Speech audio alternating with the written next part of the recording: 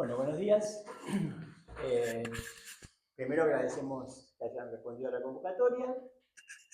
Hago una presentación breve antes de darle la palabra a Diego García, que va a hablar, como ya creo que ustedes más o menos saben, el shofar y la voz. Este seminario se llama Lacan antes de Lacan. Muchos de ustedes ya conocen de qué se trata, otros no, hoy vienen por primera vez. Es un seminario en donde tratamos de volver a los posfreudianos, a los llamados posfreudianos que Lacan tomó, cómo los trabajó, cómo los interpretó, qué les robó, por un lado, y por otro lado, cómo reinterpretó algunas cosas, qué valor les dio, siempre en general les dio mucho valor, por lo menos a aquellos que leyó exhaustivamente. Esta vez la presentación de Diego García, agradezco enormemente que haya elegido este tema, que está inserto en el seminario de la angustia, en la reflexión de Lacan, en el apartado Las 5 formas del objeto a minúscula, que es un apartado que hoy trabajaremos hasta donde dé la oportunidad, según lo que presente Diego. En general dejamos al final para intercambio, para preguntas, si hay tiempo para eso, y está bien que eso, darle valor a ese momento del trabajo. Esto me hace comentar algo que nunca antes comentamos, y que es que los que convocamos este seminario, que somos Laura Bogato, Martín Boyer y yo, en realidad constituimos un cártel de trabajo con el título Antecedentes y función del objeto A. Es un cártel, más uno es Osvaldo Rivas, que alguna vez nos ha participado haciendo una presentación. Así que, bueno, es importante comentar esto porque terminamos dándonos cuenta a lo largo del tiempo que el cártel sostiene el seminario y el seminario le viene muy bien al cártel. Es un trabajo en donde nos ayudamos un montón con eso.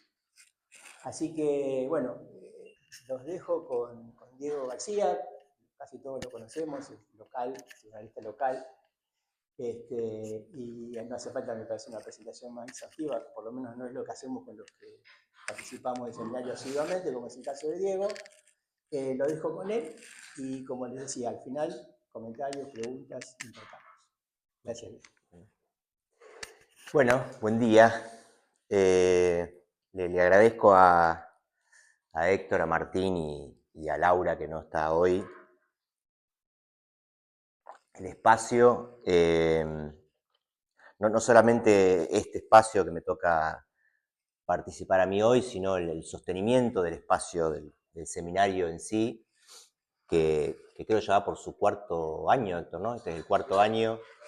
Porque, bueno, al menos para mí es muy valioso sostener este trabajo alrededor de los posfreudianos, que en general se ven poco y nada, tanto en la facultad e incluso en espacios de formación por fuera de la facultad, se los descuida bastante, y me parece importante sostener durante tanto tiempo un trabajo alrededor de aquellos autores que Lacan recuperó, leyó, comentó e incluso indicó su lectura. En el día de hoy la idea es tomar esta figura de este posfreudiano, de Theodor Reik. Puse ahí las referencias cronológicas porque se da la circunstancia de que, bueno, en todas las ocasiones en que Lacan se refiere a Reik, que son varias en su seminario, la más tardía llega hasta el año 65. En todas las ocasiones Reik está vivo, ¿no?, al momento en que Lacan lo menciona y se refiere a él. Es un autor quizá para algunos de ustedes conocido por aquel episodio famoso, el affair Reik, cuando lo denuncian por ejercicio ilegal de la medicina, ¿no?, en la década del 20. Reik era psicólogo, había estudiado literatura y psicología, no era médico, y recibe una denuncia que le impide momentáneamente practicar el psicoanálisis. Entonces Freud escribe ese famoso texto de ¿pueden los legos ejercer el psicoanálisis? En el 26 en defensa de Theodor Reich. Pero más allá de esa circunstancia, por lo que creo que es más o menos conocido, es un autor que tiene una vasta producción, una veintena de libros, afortunadamente muchos de ellos traducidos al español. Hace poco se reeditó su libro sobre el terror en una edición bilingüe, muy interesante. Está El psicólogo sorprendido, que ya fue objeto de nuestro seminario cuando lo comentó el año pasado, Clara Castronuovo, a ese libro de Reich. Después tiene uno que se llama El masoquismo en el hombre moderno, les digo los que están en español. Uno sobre el humor, psicoanálisis del humor judío. Y después tiene tres que me interesan especialmente: Escuchando con el tercer oído, variaciones psicoanalíticas sobre un tema de Mahler, ¿no? Del compositor Mahler. Estos dos, junto con el ritual, se destacan porque son tres textos donde se nota mucho el interés de Reich por la música, ¿no? Digo, Escuchando con el tercer oído, variaciones psicoanalíticas sobre un tema de Mahler, junto con el ritual, son textos donde está muy presente el interés que Reich tenía por la música, ¿no? Entonces recordé algo que traía Héctor el año pasado cuando comentó el texto de Michel Bouzereau, Lacan el Borromeo, no sé si lo recuerdan quienes estaban. Ahí Héctor traía, ¿no?, esta frase de Bouzereau donde él dice: el psicoanalista es un melómano, ¿no? Es un melómano de la melodía del inconsciente, ¿no? Es una definición interesante del psicoanalista con la que creo Reich hubiera estado muy, muy de acuerdo. Lacan se refiere a Reich, les decía, no voy a traer las fechas para no dedicarle tiempo a eso, pero lo trabaja o comenta alguno de sus libros en la identificación, ¿no? En general en seminarios que están como en serie, ¿no? Desde la identificación hasta problemas cruciales, son los 4 seminarios donde Lacan habla de Reich, en la identificación, la angustia, los 4 conceptos y problemas cruciales, ¿no? Y en general lo hace de manera elogiosa, ¿no? En este caso en particular, en la sesión del 22 de mayo del 63 de la angustia, Lacan destaca, ¿no?, esa iluminación, ese brillo, dice, que tenía la primera generación de discípulos de Freud, ¿no?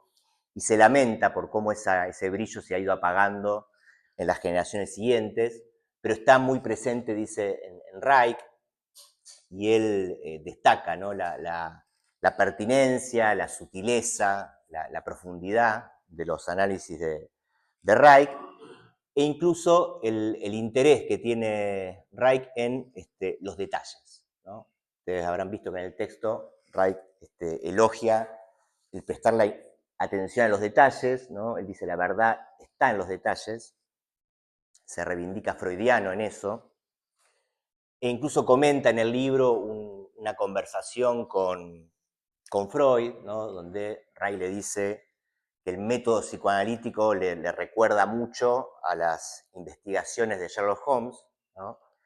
Y Freud le dice que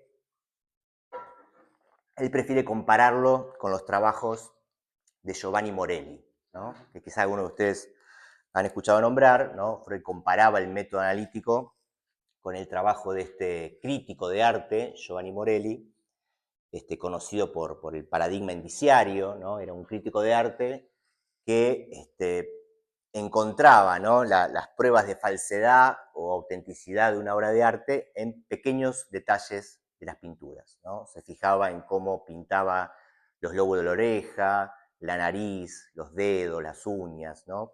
Detalles insignificantes en la pintura general, pero que a él le permitían distinguir si esa obra era auténtica o era falsa, ¿no? Y Freud toma, ¿no?, esa idea de Morelli y dice que el método psicoanalítico procede de ese modo.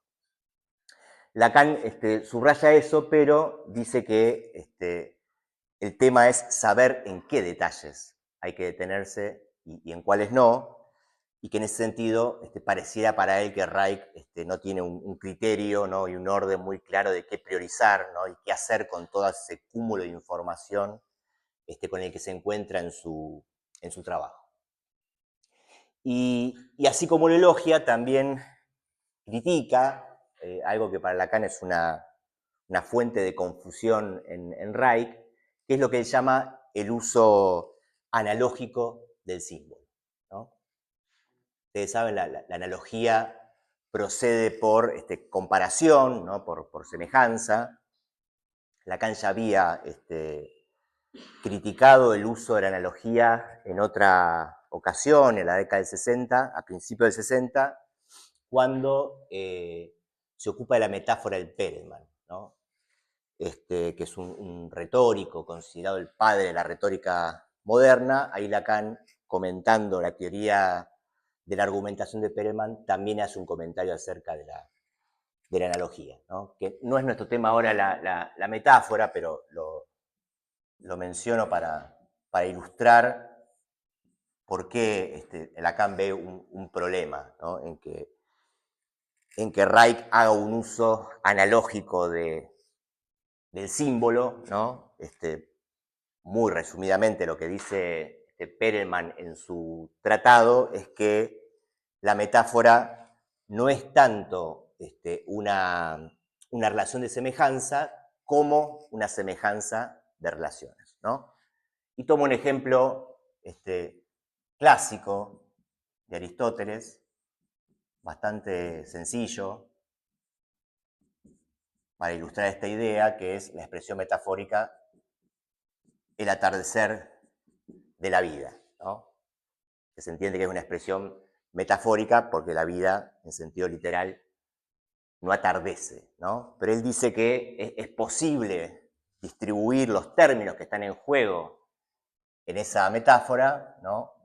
Mostrando que no se trata de las relaciones de semejanza entre el atardecer y la vida, sino de la semejanza de relaciones que hay entre el atardecer y el día, ¿no? El atardecer es al día, como la vejez es a la vida, ¿no? Entonces se puede, dice Perelman, efectivamente construir una metáfora tomando un elemento del foro y un elemento del tema, ¿no?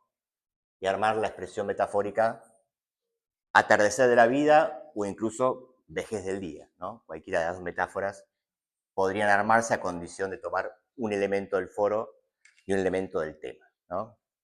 Bueno, Lacan recoge esto y hace algunas críticas a este uso analógico, que no voy a contar ahora, pero me interesaba dejar mencionado en qué Lacan ve un problema en el uso que Reich hace intuitivo, dice también, analógico, del símbolo, ¿no? Y que lo lleva a algunas confusiones, ¿no? Por falta de ciertos apoyos teóricos, ¿no? Es decir, a falta de una buena teoría de lo simbólico, ¿no? Reich cae en algunas confusiones y Lacan dice que no nos basta con que el shofar y la voz, ¿no? Que está soportada por él puedan puedan ser presentados como analogías de la función fálica, ¿no? Como lo hace Reich. Reich, efectivamente, por eso trajimos acá un shofar, ¿no? Efectivamente, Reich ve, ¿no? En la forma del shofar una cierta semejanza, ¿no? Con el falo, ¿sí? Y saca algunas conclusiones de esa semejanza, esa similitud entre la forma del cuerno de carnero con la forma del falo. Para Lacan la cuestión no es la imagen, ¿no? No es por la imagen que se podría relacionar la voz con, con el falo, sino más bien por su función, ¿sí? Si hay algo en común entre el falo y la voz, no tiene que ver con la imagen, sino con la función, ¿no? Y pongo por acá un esquema al que ya recurrimos en alguna otra ocasión, que está antes en el seminario, antes de esta sesión, cuando Lacan presenta, no sé si se acuerdan, lo que él llama las formas estádicas de la, ¿no? Y distribuye ahí los niveles, el oral, el anal, el fálico, el escópico y el invocante, ¿no? Acá coloca Lacan todavía super yo,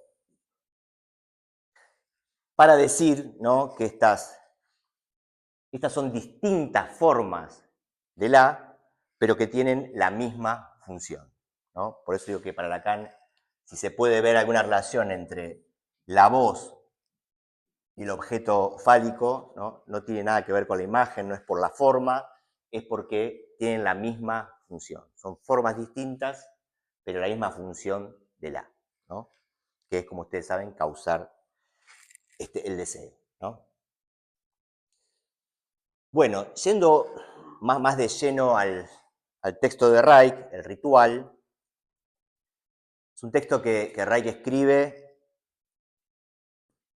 entre 1914 y 1919, por el cual él recibe un premio de la Sociedad Psicoanalítica de Viena, premio bastante alentado y promovido por Freud, ¿no? Freud hace mucho para que le entreguen ese premio a Reich por este texto, e incluso ese mismo año, en el 19, Freud prologa el libro de Reich, ¿no? El prólogo está en las obras completas y también está incluido en la edición castellana del Ritual, donde Freud dice varias cosas interesantes, pero me interesa rescatar algunas. Freud dice, y arranca con eso el prólogo, que el psicoanálisis surge de una carencia de la medicina, ¿no? Todavía estamos lejos del escándalo con Reich y el tema de que no era médico, pero ya Freud acá en el 19 dice que el psicoanálisis surge allí donde la medicina se ha mostrado insuficiente, ¿no? Y considera un deber científico del psicoanálisis extender el método analítico a ámbitos más variados y más amplios de la vida anímica, ¿no? El psicoanálisis que empezó, dice Freud, ocupándose de la psiconeurosis, es lícito y es nuestro deber extender ese método a otras áreas de la vida anímica y promueve y alienta en sus discípulos el estudio del arte, el estudio de la historia de las religiones, el estudio de la etnografía, etc., ¿no? Y es uno de los pasajes simpáticos donde Freud compara, ¿no?, las formas individuales de la neurosis con los logros de la civilización, ¿no? Una idea que por ahí es bastante conocida, pero que acá está muy bien sintetizada en el prólogo, ¿no?, cuando Freud dice que la histeria, ¿no?, es como la poesía, que todo histérico es un poeta, ¿no? La neurosis obsesiva es como una religión particular, y que la paranoia no tiene nada que envidiarle a un sistema filosófico, ¿no? Y vincula paranoia con filosofía, ¿no? Es una idea que Freud ha planteado en otros lados, pero que es importante acá porque el texto de Reich retoma particularmente esa, ¿no?, equivalencia entre la neurosis obsesiva y la religión, ¿no? De ahí la idea del ritual, ¿no? Dice Reich que es constatable en la clínica la cantidad de ceremoniales y rituales propios de la neurosis obsesiva y que eso funciona, Reich dice, es una caricatura de la religión, ¿no? Entonces evoca obviamente el texto freudiano de acciones obsesivas y prácticas religiosas, aclarando, no obstante, Reich, que aunque esta equivalencia se puede sostener, ¿no?, hay sin embargo una diferencia, que es que los rituales religiosos tienen una función eminentemente social, mientras que los rituales y los ceremoniales obsesivos más bien sustraen al individuo de la vida social, ¿no? Son un impedimento y un obstáculo, diríamos nosotros, para que haga lazo, ¿no? Con otros. Y bueno, y el otro gran texto de referencia para Reich en este libro es obviamente Totem y Tabú, ¿no? De 1912. De hecho, casi todo el ritual tiene ese espíritu de intentar demostrar y confirmar las tesis que Freud había desarrollado en ese texto, ¿no? En este primer volumen, como dice Reich, porque en realidad, volumen bastante voluminoso, son casi 500 páginas, pero que él tenía el proyecto de sacar un segundo volumen que fue anunciado, Freud lo menciona en el prólogo, pero que finalmente nunca se concretó, ¿no? Y me interesa leerles cómo Ray lo dice, ¿no? Lo comenta en la introducción a la edición norteamericana, ¿no? Les quiero leer porque es interesante cómo él plantea esa idea del volumen que no fue, ¿no? Dice Ray, quería acceder a los secretos psicológicos de la religión, descubrir las mareas ocultas que determinan la evolución religiosa de la humanidad y encontrar el registro emocional más allá de los rasgos históricos. Mentalmente, comparé estos estudios con el primer movimiento de una sinfonía. Fueron pocos los sueños que se hicieron realidad, la sinfonía parecía quedar inconclusa, ¿no? Digo, ustedes ven ahí otra vez el tema de la música, ¿no? Ray piensa su propio trabajo como una composición sinfónica que en este caso habría quedado inconclusa. Entonces el tema es la música, ¿no? Ray comienza este libro porque le interesa conocer cuáles fueron los orígenes de la música,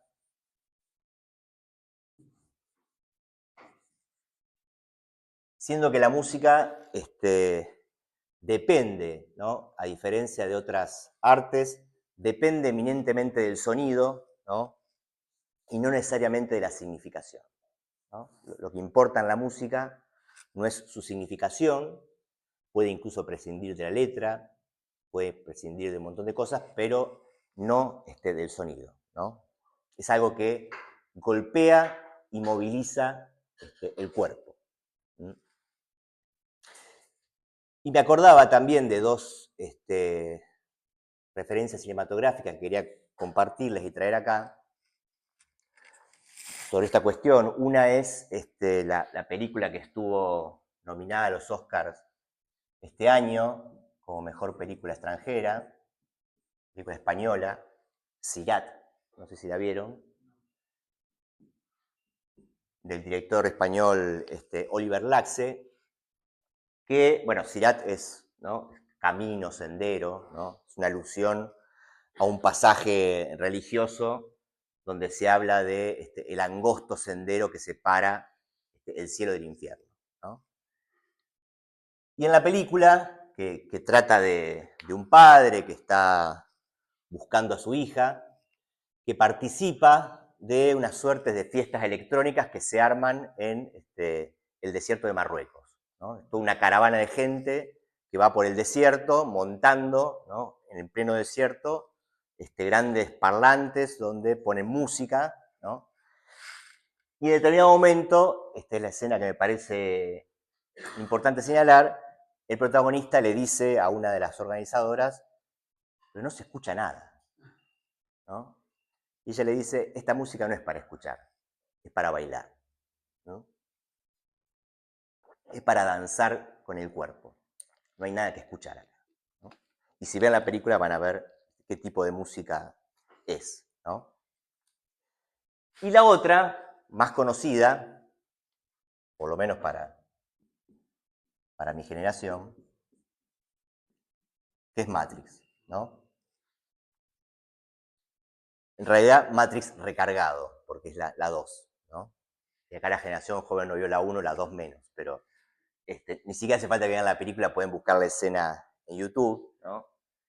hay una escena muy particular de Matrix Recargado, en la cual Morfeo, ¿no?, que es el líder de la rebelión contra las máquinas, están en una caverna, en un refugio subterráneo que se llama Sion, ¿no?, en alusión bíblica, ¿no?, a la ciudad de Dios, la que iba a ser la segunda Jerusalén, ¿no? Y ahí viene sionista, por ejemplo, ¿no? El lugar donde están refugiados los rebeldes, ¿no?, se llama Sion, y Morfeo da un discurso así motivador, ¿no?, de mantener la lucha, y en determinado momento dice, bueno, y ahora vamos a hacer retumbar la caverna, ¿no? Y empieza a sonar una música que es muy parecida a la de Sirat, si la escuchan, ¿no? Y la gente empieza a danzar, ¿no?, y a moverse esos cuerpos al ritmo de esa música. Bueno, a ese aspecto, digo, corporal del sonido apunta Reich y también Lacan, ¿no?, por otra parte.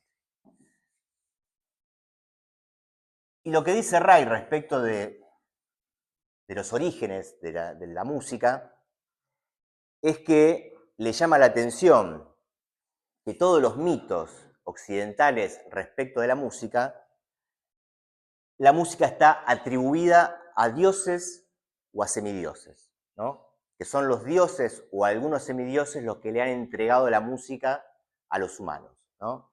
Que eso ocurre con Orfeo, que ocurre con Hermes, que ocurre con Orión, que ocurre con Atenea, ¿no? Son todos dioses o semidioses portadores de la música y que le dan la música a los hombres, ¿no? Salvo, dice Reich, una excepción, que es el judaísmo, ¿no? Judaísmo, dice Reich, no parece tener un mito sobre el origen de la música, y en todo caso la música no parece venir en los textos bíblicos de Dios, ¿no? Por lo menos eso se le presenta a primera vista a Reich como una particularidad del judaísmo, ¿no? Porque el único pasaje, dice Reich, donde se habla del origen de la música en la Biblia, que es el Génesis, en el capítulo 4, versículo 21, no se los voy a leer, pero por si lo quieren buscar después, donde se nos cuenta que fue uno de los descendientes de Caín, ¿sí?, llamado Jubal, a quien la Biblia le atribuye ser el padre de cuantos tocan, dice la Biblia, la cítara y la flauta, ¿no? La cítara es una especie de lira, de arpa, ¿no? Jubal, según el Génesis, sería el padre de los músicos, ¿no? Y en ese sentido no parecería estar atribuido a un humano, ¿no?, el origen de la música y no a un dios, como ocurre en el resto de los mitos que Reich estudia, ¿no? Ahora dice Reich, el tema es que el nombre de este personaje bíblico, Jubal, etimológicamente tiene la misma raíz que Jovel, que es en hebreo cuerno, y cuerno de carnero en particular, dice Reich, ¿no? Con lo cual, lo que concluye Reich es que el verdadero padre de la música, ¿no?, sería el carnero. Carnero es el padre de la música, ¿no?, puesto que es del mismo nombre que Jubal, y que lo que se hizo fue transformar, ¿no?, el sustantivo común carnero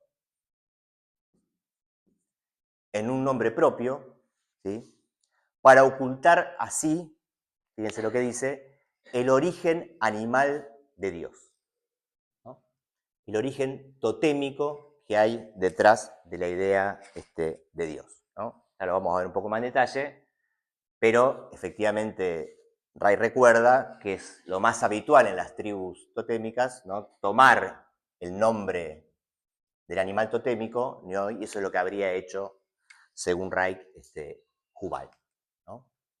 Es decir que para él, en los textos bíblicos se puede inferir, ¿no?, que la música proviene de la incorporación del bramido de este cuerno, ¿no? Del animal, que figura y representa la voz paterna, ¿no?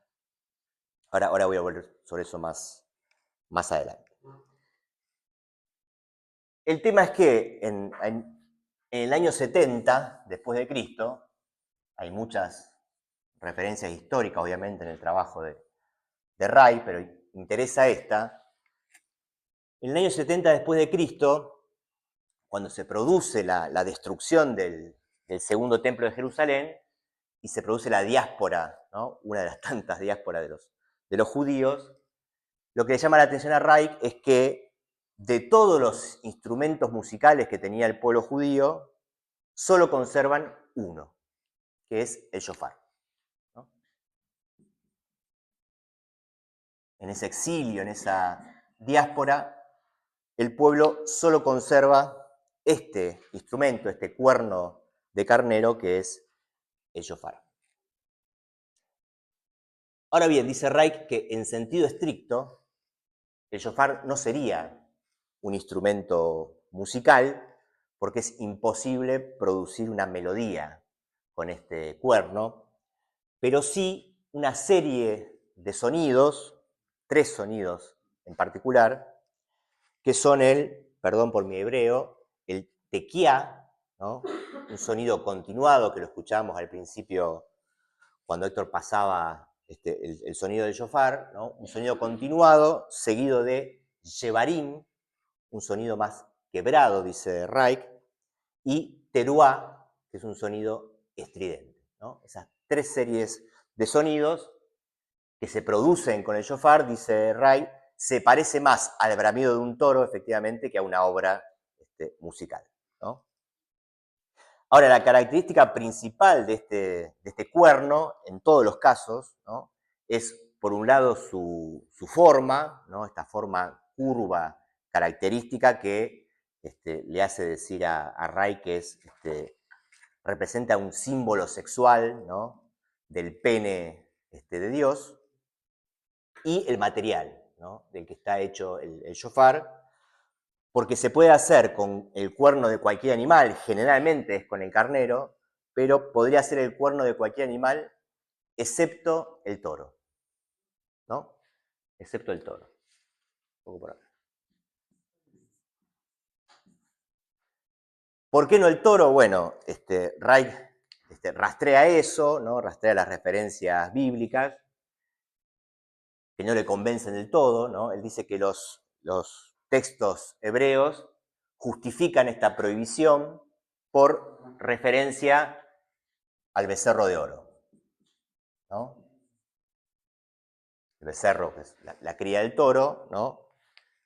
Dice que usar un shofar de toro, ¿no? Sería evocar el recuerdo inconsciente, ¿no?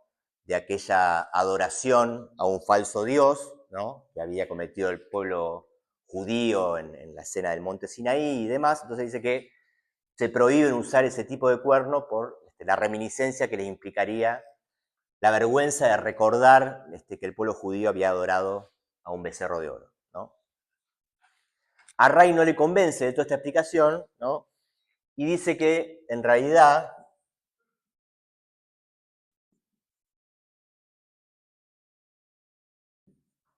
si se usa un cuerno de carnero, ¿no? Digo, se entiende, son dos tipos de animales distintos, ¿no? Este es el carnero, ¿no? Cuya cría es el cordero, y el toro cuya cría es el becerro, ¿no? Son animales distintos. Estos son ovejas, ¿no? Esto es ganado ovino, ¿no? Esto es ganado bovino, ¿no? O sea que es diferente las ovejas de los becerros. Ray dice, siempre siguiendo el texto de Freud, ¿no? Que si hubo un desplazamiento, ¿no? del toro al carnero, es justamente para, no tanto para evitar el recuerdo al becerro, ¿no?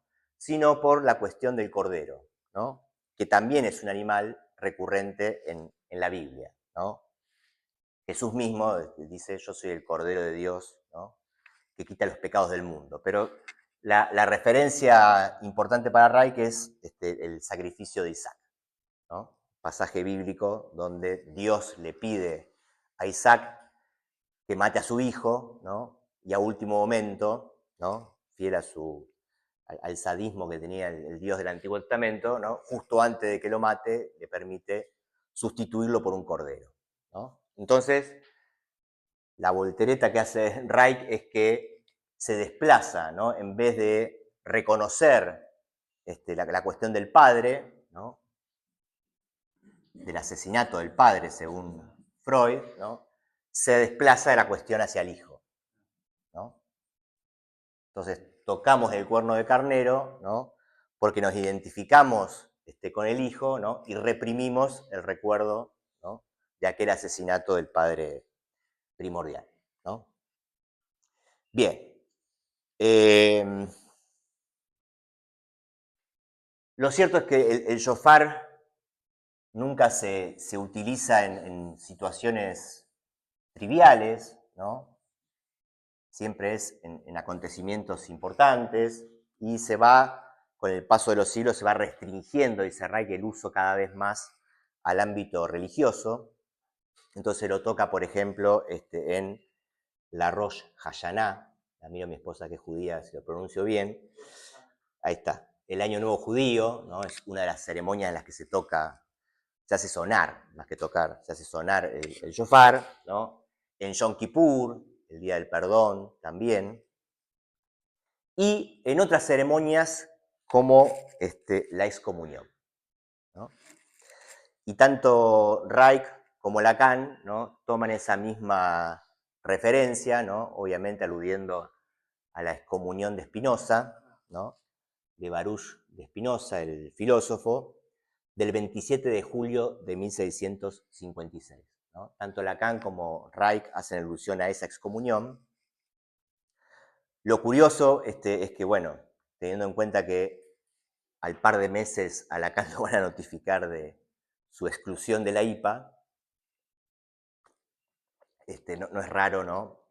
Que Lacan tenga presente la cuestión de la excomunión, porque la estaba trabajando en este momento, y en agosto, acá estamos en mayo, ¿no? Del 63, en agosto le comunican que no va a seguir siendo didacta de la IPA, ¿no? Y al par de meses después, cuando inicia el seminario 11, decide llamarle excomunión, ¿no? A su expulsión de la IPA.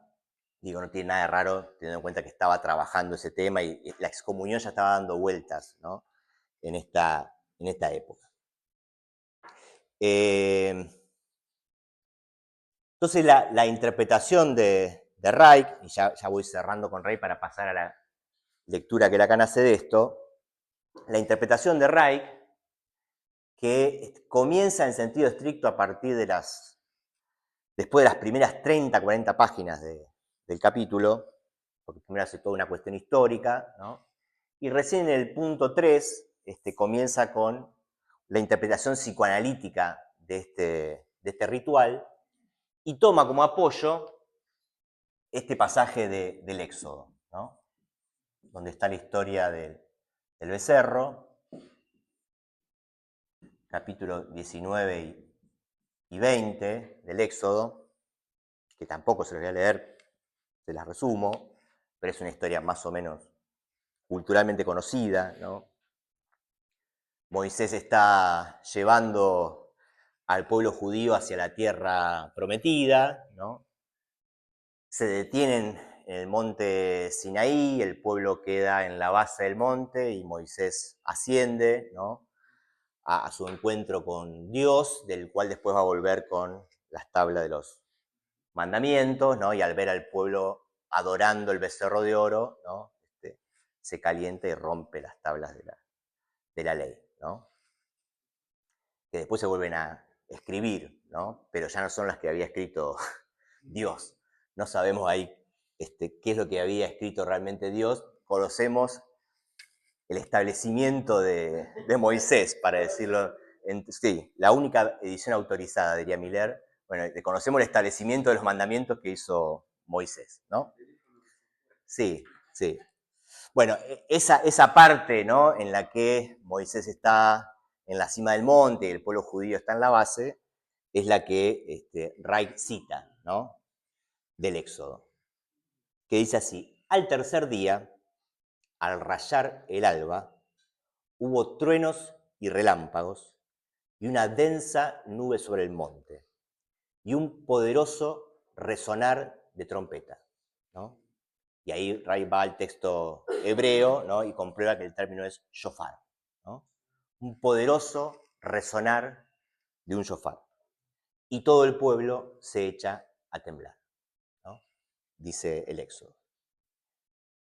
Y ahí Ray se hace dos preguntas, ¿no? Por un lado, el hecho de que el texto bíblico en ningún lado dice quién tocó el shofar, ¿no? Siendo que en el monte estaba solamente Moisés y Dios, ¿no? ¿De dónde viene el sonido ese del shofar? Y por otro lado, si el pueblo había o no había escuchado la voz de Dios, ¿no? Porque hay pasajes de la Biblia donde se da a entender que sí y pasajes donde se dice que no, ¿no? Entonces, Reich resuelve esa cuestión, ¿no? De quién había tocado el shofar y si el pueblo había escuchado la voz de Dios o no, diciendo que el sonido del shofar es la voz de Dios, ¿no? Que el pueblo efectivamente escuchó la voz de Dios, pero sin saber que estaba escuchando la voz de Dios, porque lo que escuchaba era el shofar, ¿no? Por lo tanto, dice Reich, el sonido, ¿no? del shofar es la voz de Yahvé. Y que esto hay que tomarlo en un sentido literal y no simbólico, ¿no? No es que representa la voz de Yahvé, sino que es la voz de Yahvé misma, ¿no? Para Ray. Y es evidente, dice él, que los seres humanos reconocen a Yahvé, reconocen a Dios por la voz y no por la imagen, ¿no? Eso es interesante también, porque hay algunas religiones, entre ellas el judaísmo, ¿no? donde está prohibido representar a Dios con una imagen, ¿no? Entonces dice Ray, a Dios se lo conoce por su voz y no por su imagen, ¿no?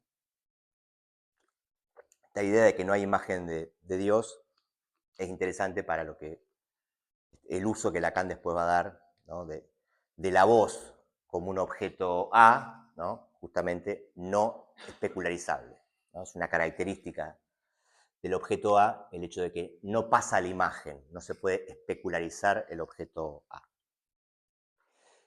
Bueno, y para Reich, ¿no? esta asimilación de Dios con el shofar está reprimida por parte del pueblo judío porque implica reconocer, insisto, este origen, ¿no? que en el origen se identificó a Dios con un carnero, ¿no? Y que por lo tanto todos aquellos que identificados con Dios, ¿no? no es raro, dice Ray, que identificados con el carnero hayan tomado, ¿no?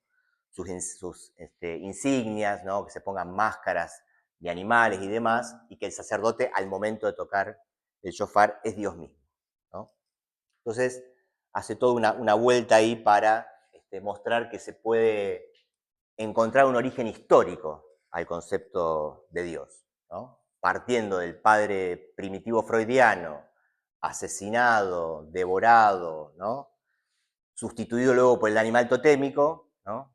Y después una antropomorfización, dice Ray, de ese animal totémico en el Dios Padre propio de los textos bíblicos, ¿no?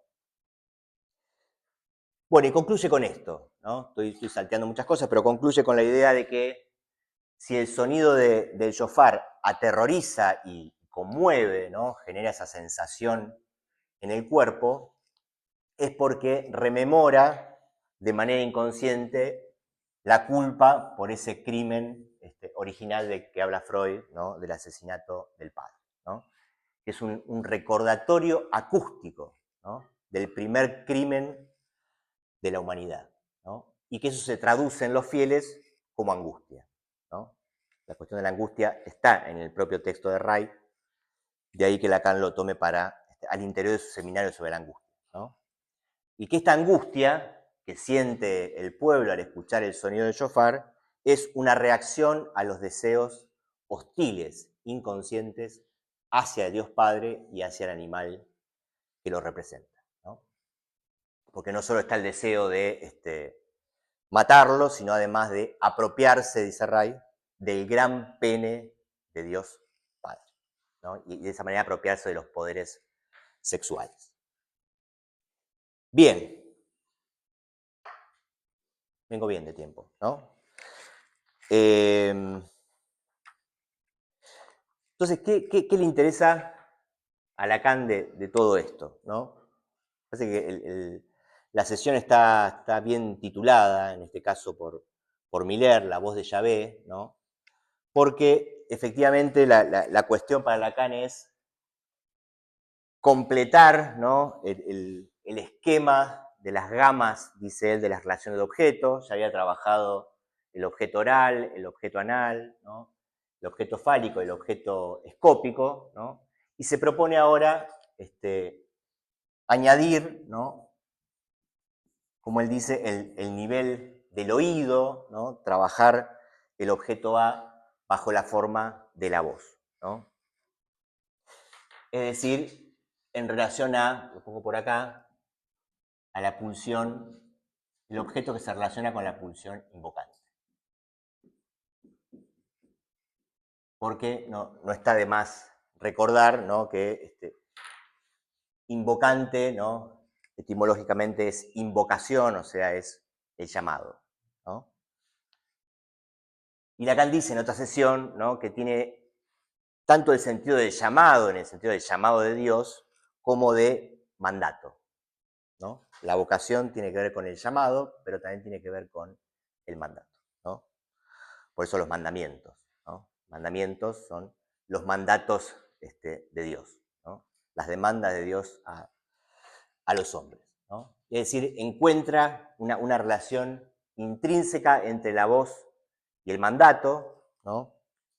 También, ¿no? Otra referencia etimológica, pero obedecer tiene la misma connotación, ¿no? Obedecer es ob audere, ¿no? Se obedece a lo que se oye, ¿no? Obedecer es obedecer a un sonido, a una voz. Vieron que se habla, ¿no? de la voz de mando, por ejemplo, ¿no? En el ejército. Y está claro que la voz de mando no manda por lo que dice, ¿no? Manda por el sonido, por el tono, ¿no? Lo que hace una voz de mando no es el contenido de lo que está diciendo, sino esa voz, ese sonido. Y por supuesto va a ligar efectivamente, ¿no? Más adelante la voz al super yo, ¿no?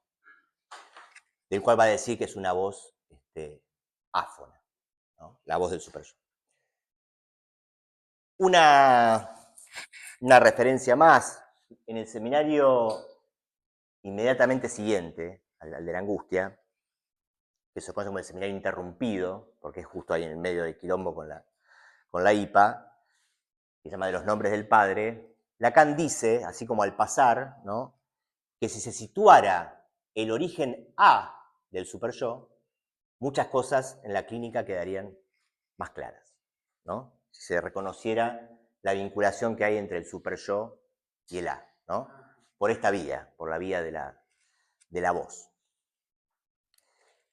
Entonces recurre, vuelvo a la sesión del 22 de mayo, recurre al shofar, dice como un objeto ritual para tratar de materializarles, dice, ¿no? Sustantializar un poco qué entiende él por A, ¿no?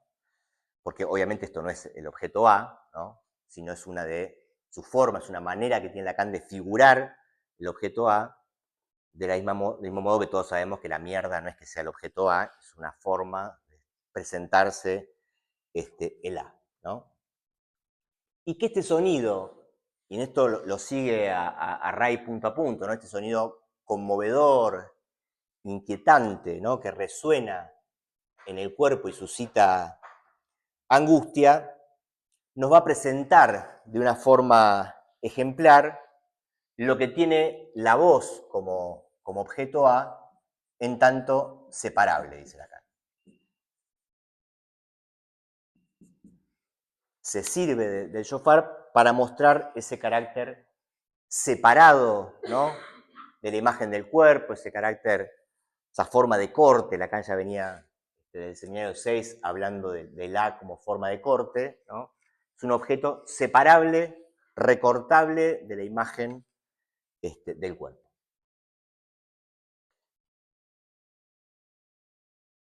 Y en esta sesión en particular, con esto voy cerrando, se sirve, ¿no?, de la voz porque quiere mostrar, dice, cómo se completa, ¿no?, el cuadro de las relaciones del sujeto con el otro, ¿no? Porque ya no se trata solamente de la relación del sujeto con el otro por el lado del significante, sino que ahora le interesa subrayar el lado de el objeto, ¿no?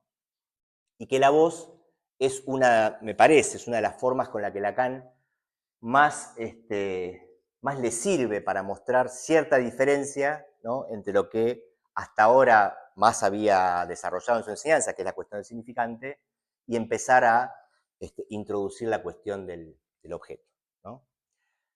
Lo dice para mí en un párrafo muy condensado, pero que quisiera leérselos para después comentarlo, ¿no? Todo este juego de diferencias entre el significante y el objeto, ¿no?, sobre todo el objeto A, voz, está como resumido en la página 270, ¿no?, de esta sesión. Dice Lacan, se los leo completo y después lo comento. Lo que constituye el soporte del A debe distinguirse bien de la fonemización. La lingüística nos ha habituado a percibir que no hay más que sistema de oposiciones, con las posibilidades que esto introduce de sustituciones y de desplazamientos, de metáforas y de metonimias. Este sistema se sostiene en cualquier material capaz de organizarse en oposiciones distintivas entre sí.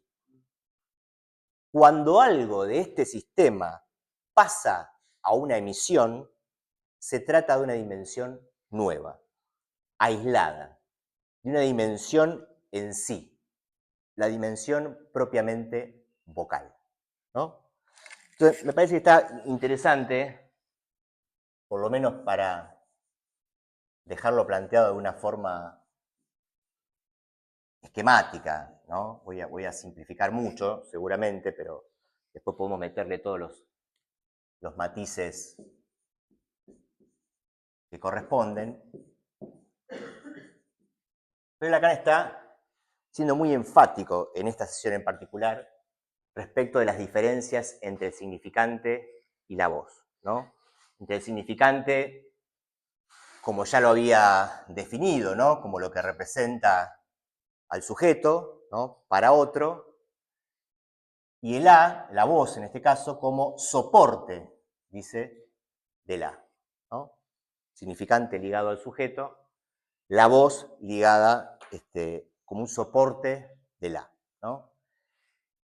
El significante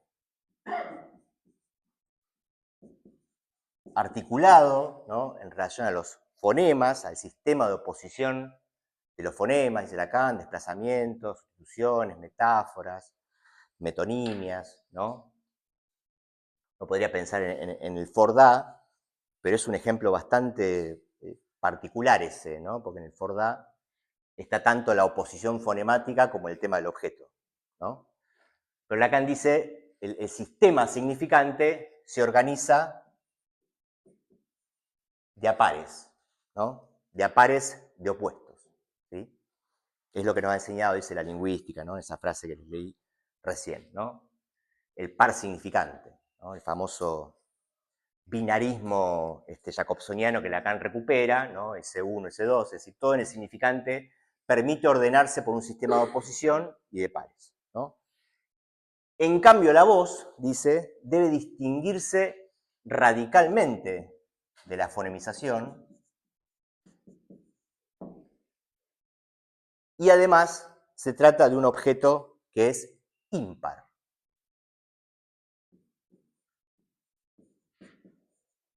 ¿no? El objeto A no hace par, ¿no?, es impar. De hecho, en una sesión más adelante va a utilizar el término inglés odd, ¿no? Cuando está hablando de la angustia y bueno, de otras cuestiones, de el Orlá de Maupassant y demás, dice que se podría traducir ese término inglés odd para indicar el carácter impar de la, ¿no? Después, por supuesto, ¿no? Si el A hace pareja, ¿no? Con el sujeto ya es a nivel del fantasma, ¿no? Pero ya con el carácter imaginario que tiene el AI, ¿no? Pero en cuanto tal, es un elemento impar. Si me siguen en el juego este de diferencias, ¿no? El significante se escucha, la voz se oye, ¿no? Significante se enuncia, la voz, como dice Lacan en la cita que les di recién, se emite.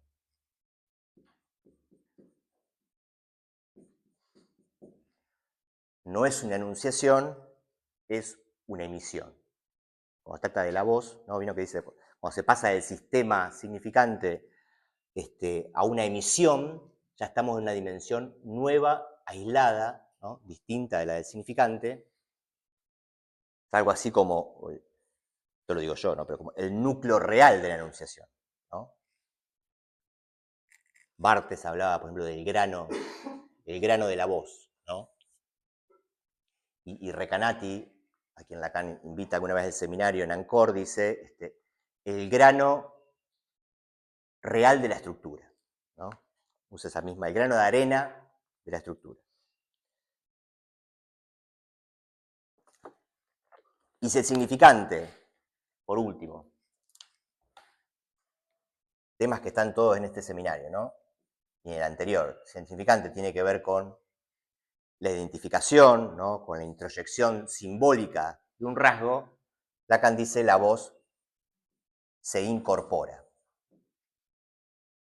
No se introyecta, sino que se incorpora, ¿no? De ahí la referencia, ¿no? a Ray también y a la idea de la devoración, ¿no? Porque la forma del objeto a su vez se correlaciona entre sí, ¿no? Lo que está a la izquierda se correlaciona con lo que está a la derecha.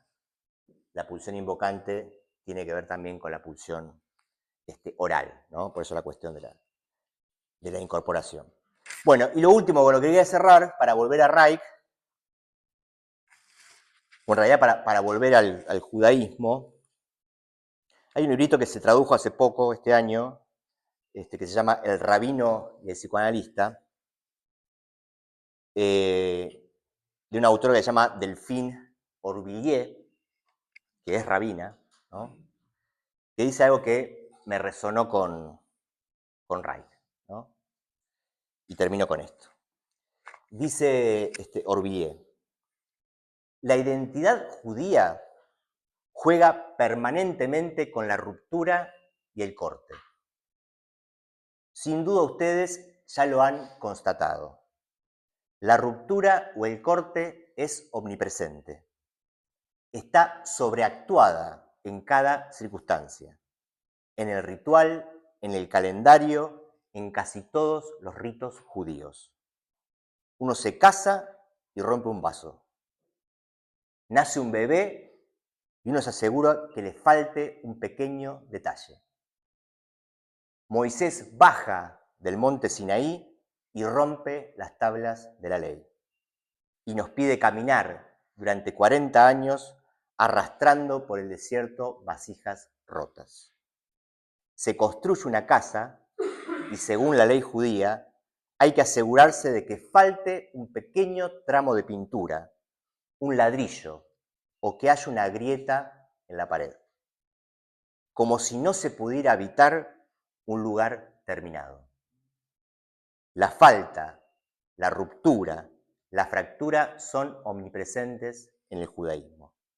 Se desconfía de todo lo que hace uno, de todo lo que está completo, de todo lo que está entero.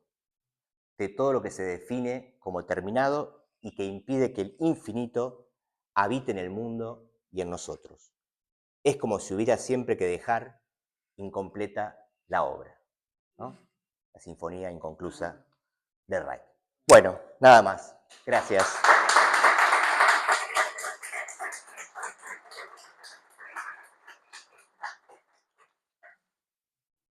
Bueno, pasamos a las preguntas, comentarios. Tenemos bastantes y para que se quede grabado tenemos un micrófono para la audiencia. Así que si van a preguntar, comentar, se lo acercamos. No sé quién.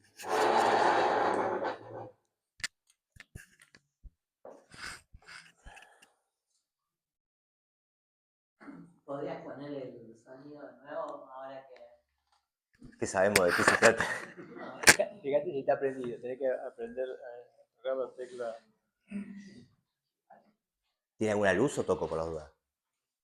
No, tenés que hacer. Ahí está, ahí está.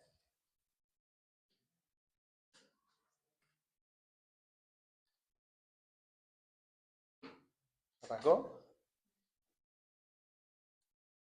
No. Andando. Volví a tocarlo, ¿eh? ¿Voy a tocar? Batería 50%. No está conectado. No me tira como y lejos. Batería 50%. Conectar un iPhone de H69. Conectar un iPhone de H69.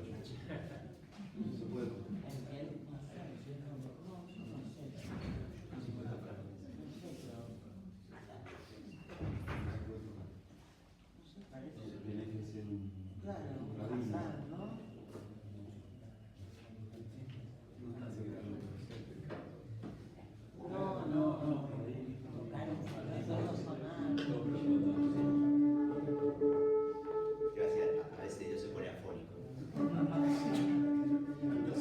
Se puede entrecortar, no sé.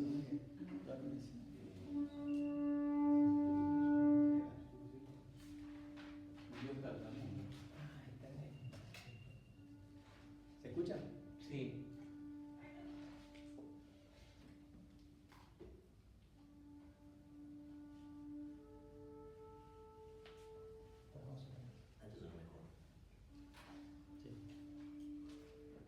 Voy a sacar el internet. Voy a poner internet.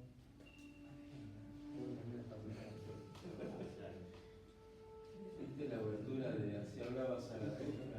Son esos. Son los tres sonidos.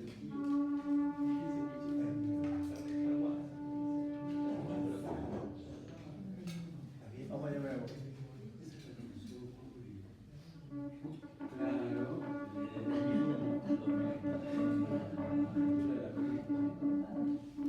Claro. Dios no se lleva bien con la tecnología.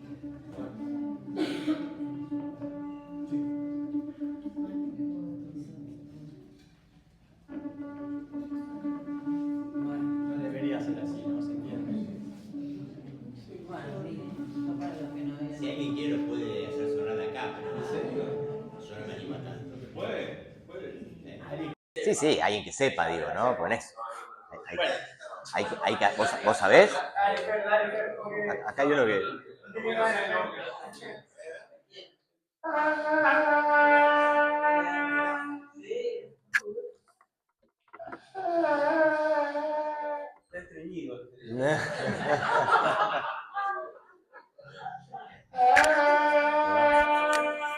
¿Sí? Ese no sé, el primer tono salió perfecto.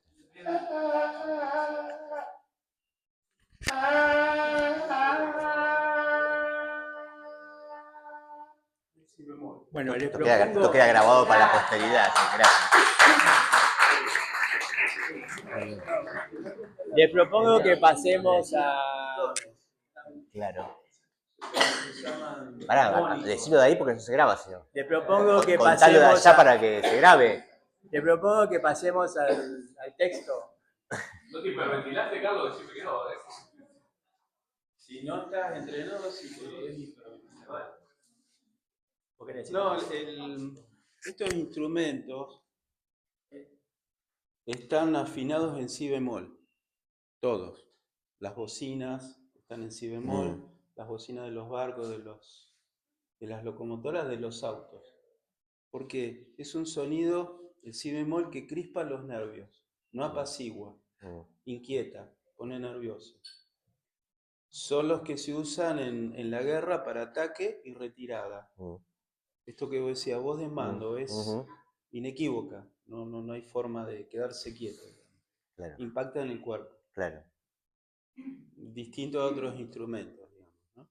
En general, los instrumentos están afinados en do. Este es un semitono, si bemol, es inquietante. No llama a reposo, digamos. Claro. Esto de que la música apacigua a las bestias, bueno, en este caso no. Buenísimo. Les cuento una anécdota. Un amigo mío cumple años y me dice, bueno, trate el instrumento, es decir, la trompeta, para tocar algo. Bueno, a mí no me gusta mucho, pero caigo con el estuche, la gente lo mira. Cuando abre el estuche y ven que es una trompeta, es oh. Distinto si hubiera sido una guitarra u otro instrumento. No cae simpático. Ajá. Realmente el que toca la trompeta y la gente no huye son pocos en el mundo. Es un instrumento salvaje, digamos. En un lugar como este molestaría, si uno no es un buen interpretante. Por eso, bueno, las características del shofar, de todo instrumento de viento, es esa, inquieta. Está bueno, está bueno. Gracias, Carlos. Bueno, ¿alguien quiere participar? Está abierta la lista de oradores, ¿eh?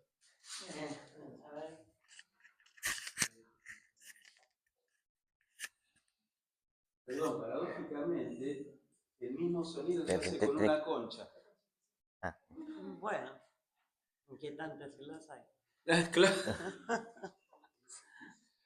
Bueno, gracias. Me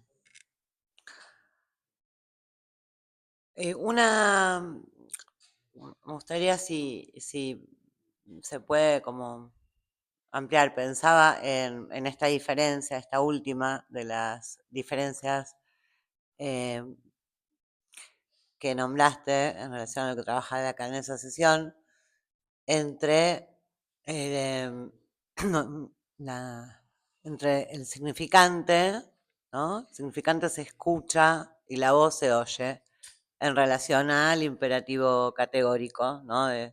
Ahí donde la voz ordena gozar, ¿no? Goza, alguien solo puede decir oigo. Claro.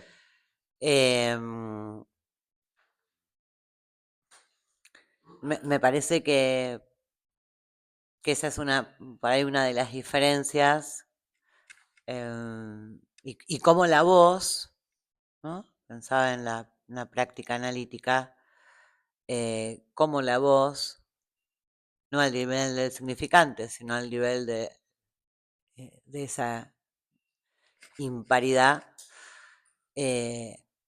efectivamente hace eco en el cuerpo, agujerea, ¿no? No solo inquieta, a veces agujerea, es como el cuerpo.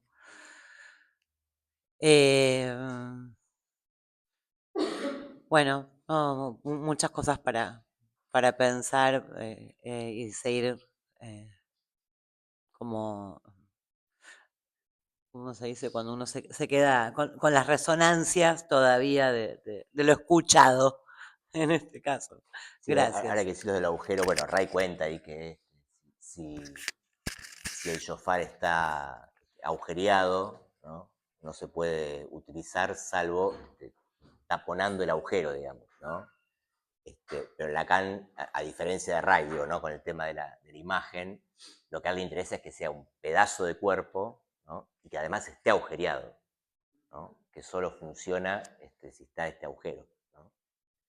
Y sí, lo que decís del goce, ¿no? Del juego de palabras de Lacan ahí entre jouissance y oigo, ¿no? Sí, a mí me interesaba traerlo, ¿no? Porque vieron que se dice mucho, bueno, el analista escucha, ¿no? Lo escucho y demás, que está muy bien, que es una dimensión que está en juego, ¿no? Pero me parece que este señalamiento de Lacan también tiene el valor de indicar que además de escuchar hay que oír, ¿no? Porque en general, no se entiende, se reivindica la escucha por sobre el oír, ¿no? Como bueno, uno no oye, uno escucha, ¿no? Porque oír se oyen ruidos, ¿no? Y escuchar ya supone, ¿no? Una escucha simbólica y demás, ¿no? Parece que esta consideración que Lacan hace acerca de la emisión de la voz como soporte ¿no? Indica que no solo se trata de escuchar en la práctica analítica, sino también de oír, ¿no? Y oír tiene que ver con el cuerpo, ¿no? Con lo que le pasa a ese cuerpo hablante, ¿no? Sí, está buenísima la referencia al goce ahí, sí. Claro, es una voz que inquieta, ¿no? Ujú, Para ujú. el instante, en el estado, cuando queda en el lugar de la voz, Sí, la voz que retumba. Tratemos de hablar sin micrófono porque no sé. Cierto, ¿no? Dale, dale. No, bueno, buenísimo, 10, la presentación, todo. Pero no, me ponía a pensar que en la página 272, Lacan habla de que creemos conocer ajá, eh, sí. lo que se llama la voz y que lo vemos siempre como en los dejos de la psicosis o como en las voces de la psicosis, y que vos traías esto de la neurosis obsesiva, Mm, tipo como los rituales, las religiones. Me pareció súper interesante en la clínica. sí. No cerrarse a una forma de la presentación del objeto A y una estructura.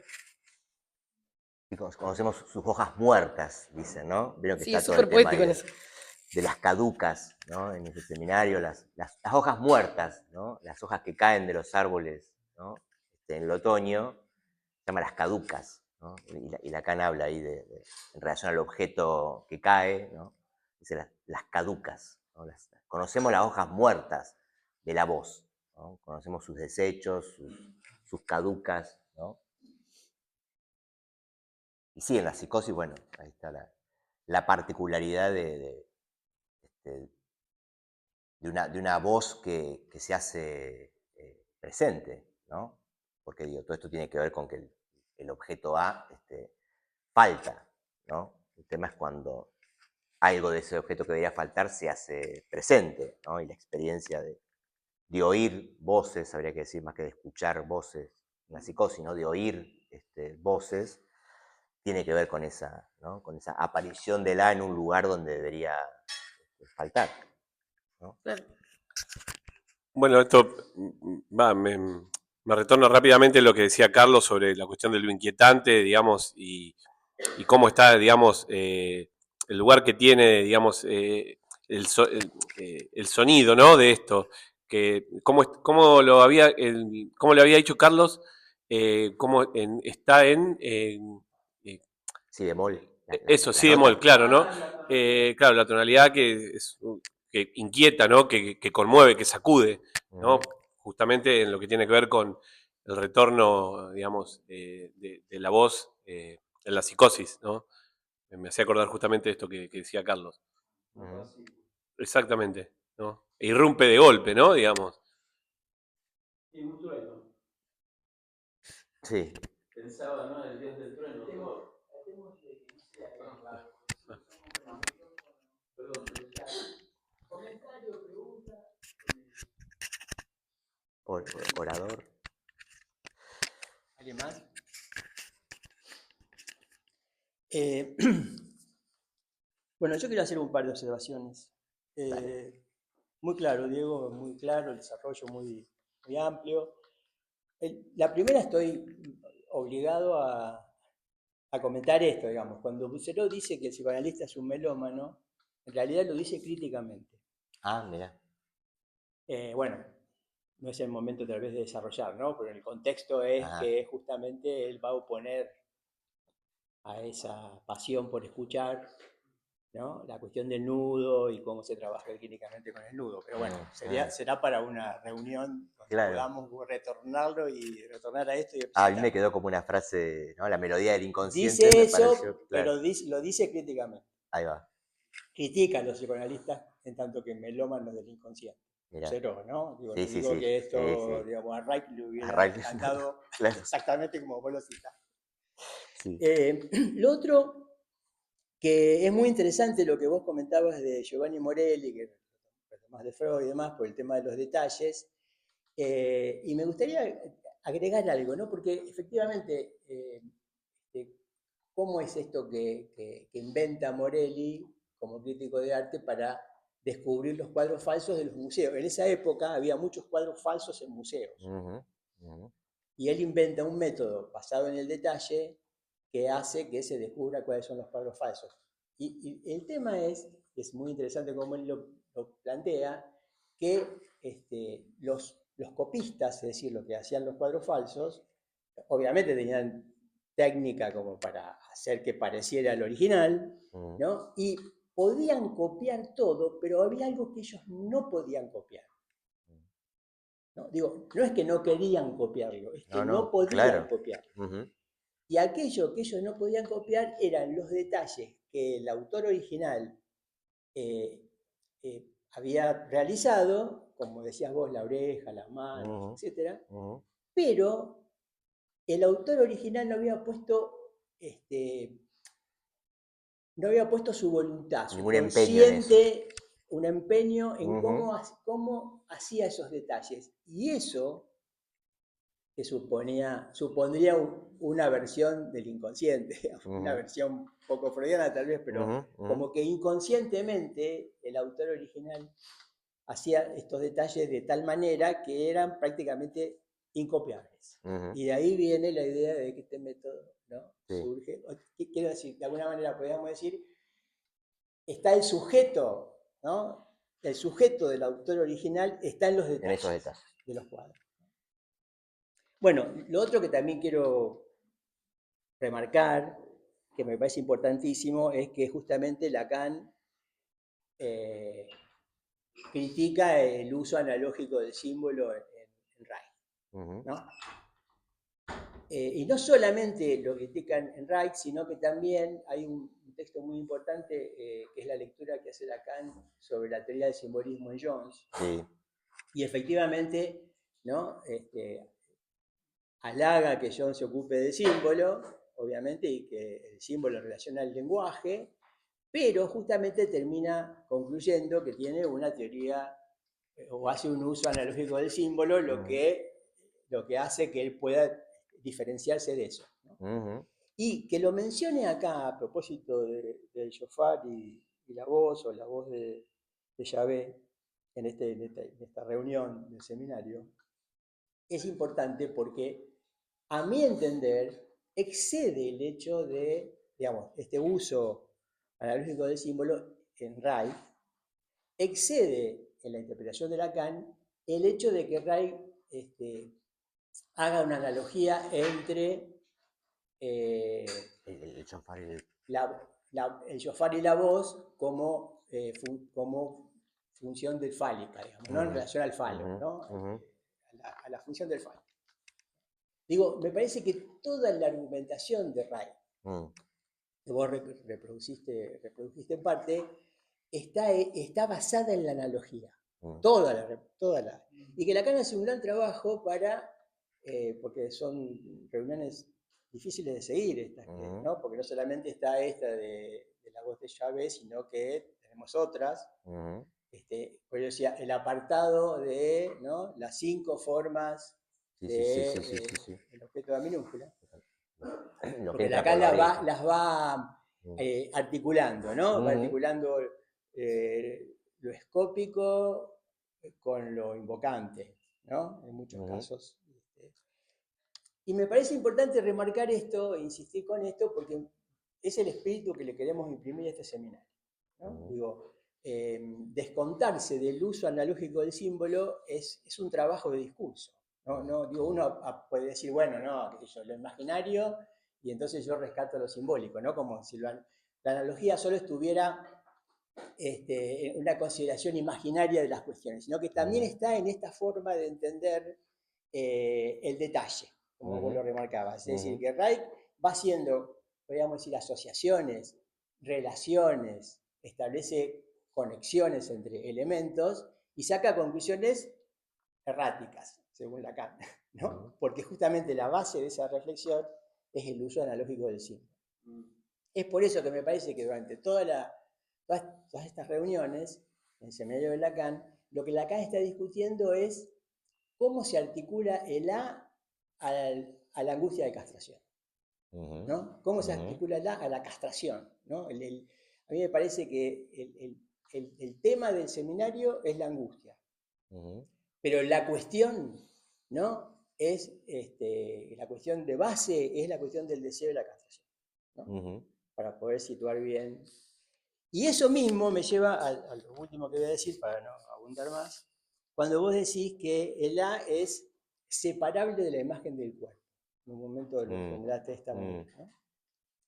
Me parece que hay que detenerse y hay que trabajar sobre en qué consiste esa separación, ¿no? ¿El objeto se separa de qué? ¿No? Porque, al menos en lo que yo leí, Lacan insiste, si se quiere tratar de articular, de que no se separa de una totalidad, que no se separa del cuerpo como un todo, ¿no? No es que el A deviene parte de un todo porque se separó del cuerpo como un todo, ¿no?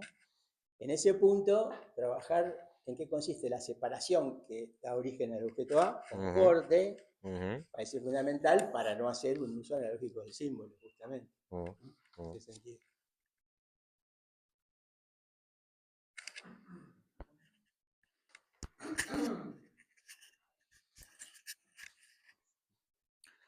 Pensaba en relación a lo que comentaba Diego y a lo que recién comentaba Héctor, me vino a la mente un analizante que frente a una madre terrorífica, ¿no? En relación a este deseo de castración, como fíjense cómo, ¿no? Como lo dijo Héctor, hay un deseo de castración, formula Lacan.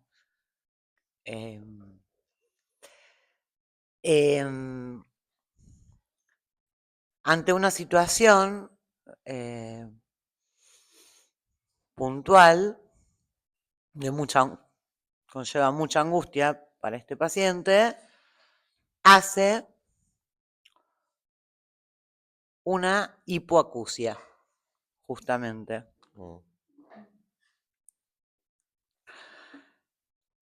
Y es una situación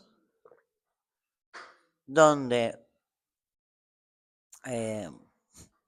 son esos momentos donde uno se acuerda de Melanie Klein, ¿no? Donde efectivamente la mujer tiene el lugar fantasmático para él de la vagina dentada, y de ahí, bueno, muchos problemas que derivan o síntomas para él. Y lo que se escucha en eso, en esa hipoacusia, paradójicamente, es la ausencia de la voz en tanto función del padre, ¿no? Esa madre que ensordece en el lugar donde la metáfora, podríamos decir, ¿no?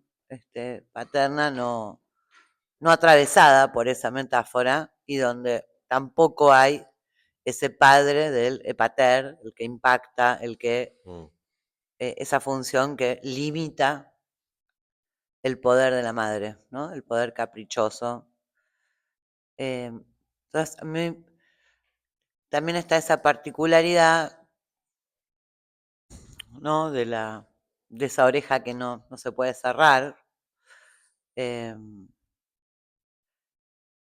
Y es tan importante en relación a los análisis que el discurso mismo nos va dando la posición, el decir del analizante, actúa como brújula en relación a estos objetos de la transferencia y el lugar, los distintos A que va, con los que va operando el analista, ¿no? Cómo me ve, qué dirá, ¿no? ¿no? Las frases del analizante. Entonces,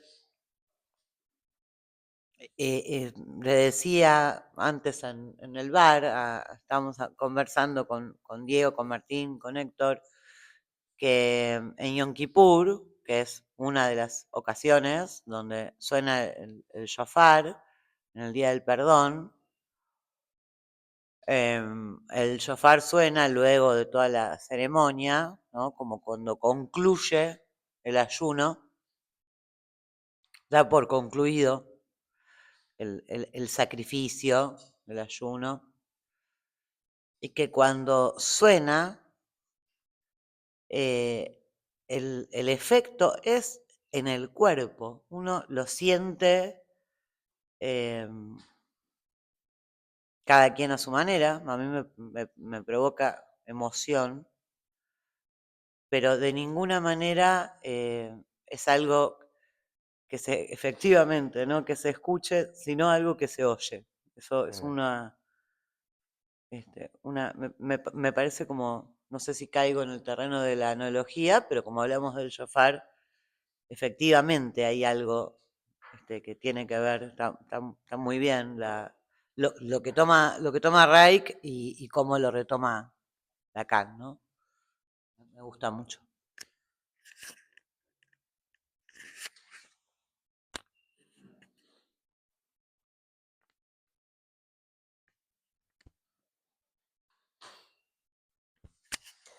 Bueno, lo sugiero nada más porque hay muchas cuestiones de esta sesión del seminario de Lacan que yo no tomé, no trabajé, me ajusté lo más posible al comentario que hace respecto del texto de Rey, pero para cuando lo lean, si es que no lo leyeron todavía, esto que señala Héctor de cómo Lacan articula ahí, en esta sesión lo hace, ¿no?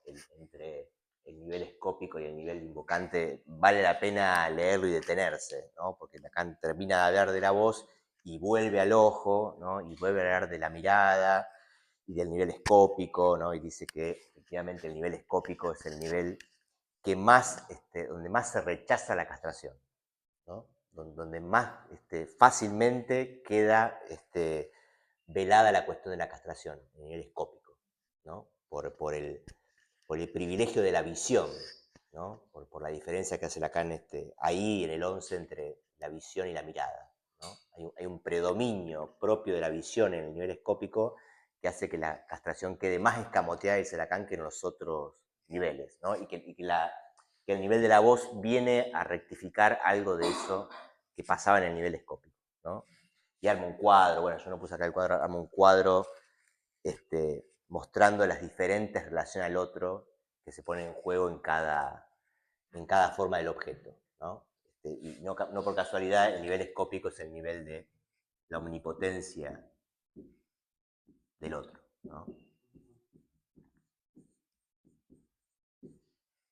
Esa versión de Dios, ¿no? Ya no por el lado de la voz, sino por el lado del Dios que todo lo ve, ¿no? Que es omnividente, ¿no? Hay una dimensión ahí,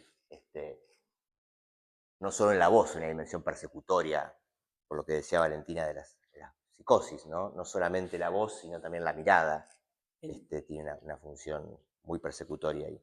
En todo este apartado de vos, ¿no? Sí, En donde sí. está situado la voz de Yahvé, que por otra parte Lacan dice las 5 formas, ¿no? Del objeto A minúscula, así se titula el apartado. Vos también lo dijiste en un momento en tu exposición. Lacan dice que debe completar, ¿no? Que debe completar estas formas del objeto A, ¿no? Que bueno, ya con Freud tenemos oral y anal, tenemos el estadio fálico, que él dice que no acepta integrarlo como un objeto A, ¿no? Efectivamente hay una diferencia entre el falo y el objeto A. y dice que, bueno, debe completarse, ¿no? Y en algún momento, en su argumentación, yo entiendo, leo, ¿no? Aunque no sea tal vez así textualmente como lo dice, que si no se ha completado antes es porque el complejo de castración hizo de tope, ¿no? Ustedes saben, tenemos la lectura que hace Lacan de Freud diciendo que Freud encontró ahí un tope, encontró un límite en el complejo de castración, ¿no? El límite en el complejo, el límite que yo entiendo que encuentra Freud en el complejo de castración es que Freud intuye el problema de la castración, pero no puede completar, ¿no? Para situar la castración que no fuera un complejo, ¿no? Que no apareciera como un complejo, porque el complejo de castración aparece, la castración aparece como un complejo en el marco del complejo de Edipo. Si no, no es un complejo, sino es la misma castración. No hay deseo sin castración, un poco lo que decíamos antes, ¿no? Sobre el vínculo entre el deseo y la castración. Entonces, es porque Lacan hace ese trabajo intentando ir más allá de ese tope con el que se encuentra Freud respecto a la castración, que puede incorporar estas otras formas del objeto A, ¿no? Que son La mirada de la el voz. escópico y sí, la mirada y la voz, ¿no? Entonces ahí es importante volver sobre esto, yo tal vez propongamos hacerlo, ¿no? En el seminario, a medida que continuemos trabajando, de entrar en esas precisiones, ¿no? Porque me parece que la cosa pasa, y no, tal vez sencillo decirlo, pero no es fácil articularlo, y se nota que Lacan hace un gran esfuerzo para hacerlo, de que esa parte no es una parte de un todo, que no se separa del cuerpo, no se separa del cuerpo como un toro, entonces como un todo. Y además tenemos al toro que nos rige desde más allá. No el toro topológico, sino el toro que vos articulabas También, hoy, ¿no? también. El toro animal primitivo. Me parece que ahí está el punto de la, digamos, de la extensión que tiene toda esta argumentación, ¿no? Y cómo, bueno, el resultado es un poco, ¿no? Que la voz es un objeto, ¿no? Y que Lacan lo presentifica con el shofar. Pero bueno, porque eso es lo que nos sirve en la clínica, ¿no? Y en el discurso, es decir, ¿no? ¿Qué significa que es separable? ¿Qué significa que es un objeto que tiene la forma de corte? ¿No? ¿Qué significa eso en la práctica? No se me había ocurrido lo del lapsus, me encanta. El toro en el sentido topológico también. Bueno, tendrá que ver con esto justamente de cuando esto se presentifica, falta la falta, digo, de ahí es un punto de partida para pensar esto. Hablando de precisiones,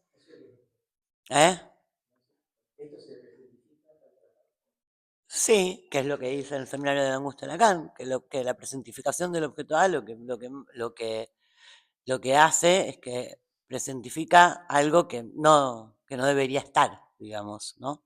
Pero al mismo tiempo es el objeto de Bueno, pero lo presentifica. Estas formas que adquieren, la voz, las heces, el pecho, presentifican algo de esto. Y por eso la angustia. Por eso dice que va al mismo lugar, ¿no? El objeto va al lugar del objeto A es el de la angustia. O sea que, ahora te paso. Hablando de precisiones e imprecisiones, me parece importante, digo, no es el complejo de castración donde Freud encuentra un tope, sino que es en relación al no hay relación sexual, a la diferencia sexual, tal como lo plantea el análisis terminal o interpinable, donde la diferencia sexual es el tope. Y la castración en Freud es a eso a lo que remite, en última instancia, a esa diferencia insalvable. Digo, para, ¿no? Como... Estamos hablando de este apartado de análisis del tope. Bueno, lo rectifico solo en ese punto, acá después siempre lo estudio.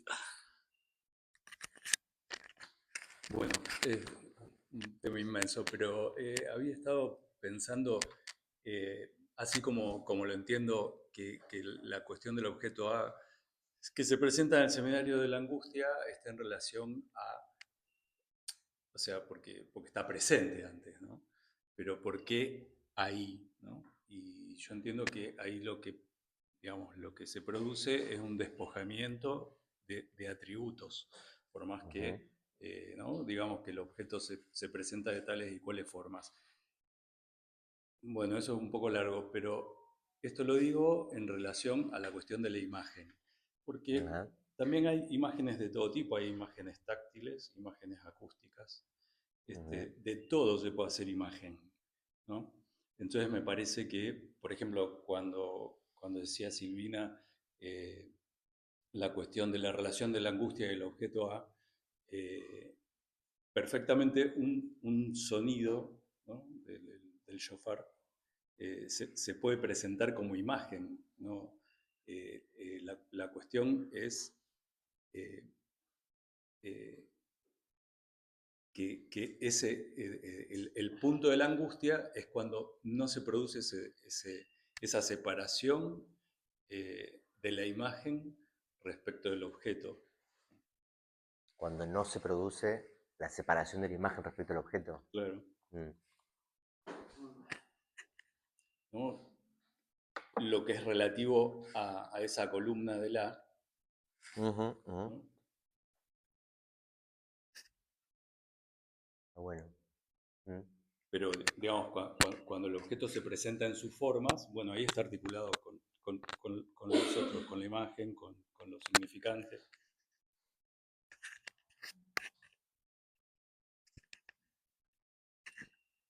Sí.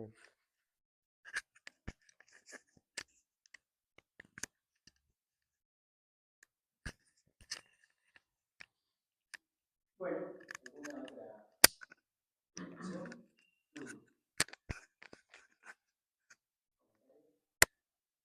Bueno,